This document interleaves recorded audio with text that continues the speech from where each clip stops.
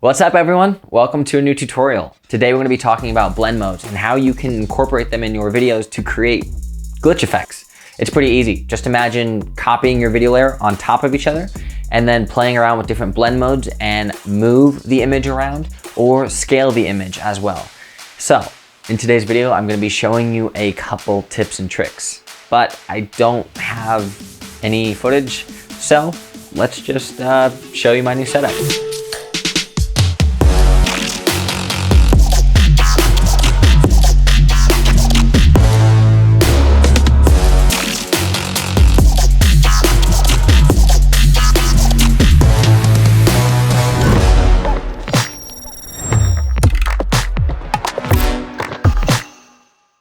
If you enjoyed today's tutorial, please click that like button and let me know what you think down in the comments below.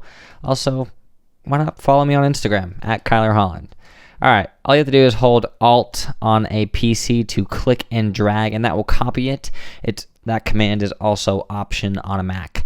Now, when you have that top video layer selected, all you have to do is go to the Effects Controls tab under Opacity and start changing the blend mode around.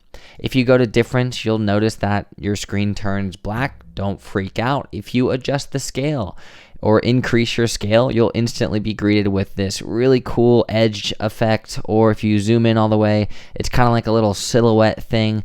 But where does this effect actually get cool? Well, if you think about it, through here you can actually keyframe the opacity and drag it all over the place.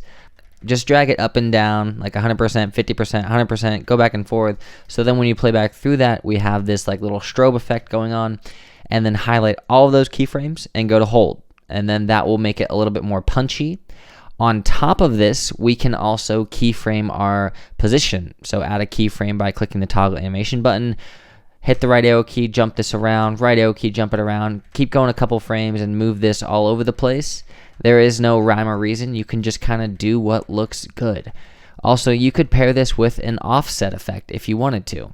So now our little glitch effect looks like this, and I always like when I'm creating glitch effects to right click on all those and go to hold.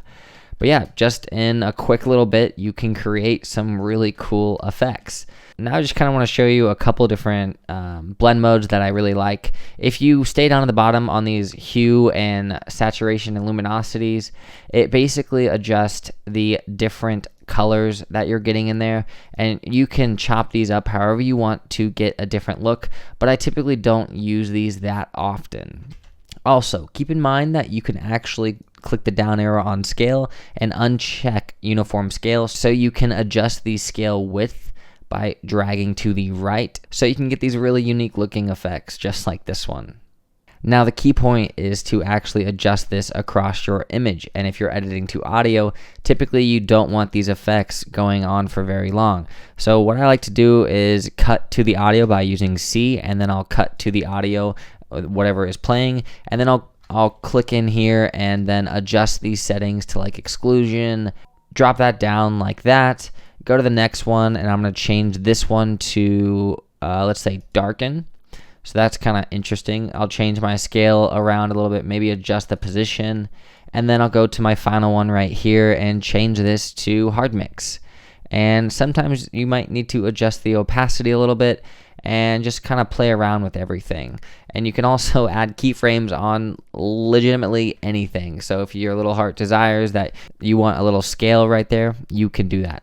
So playing that back, I know it's not going to be super spectacular, but that's literally a couple blend modes in a matter of seconds that you can play around with.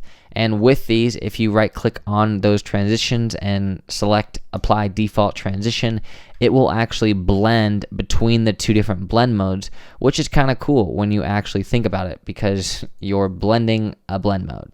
Before you go, keep playing around with the scale, transforms, opacity, all the other effects that Premiere has to offer, because you will be able to make something pretty gnarly with this. And if you do, send it my way on Instagram at Holland, because I'd really appreciate it. Speaking of stuff I like, click that like button, because it seriously helps out the channel and it motivates me to make more videos. So if you get value from this, let me know what you think down in the comments down below. And if you're new, consider subscribing, because I'll be making some more stuff in the future.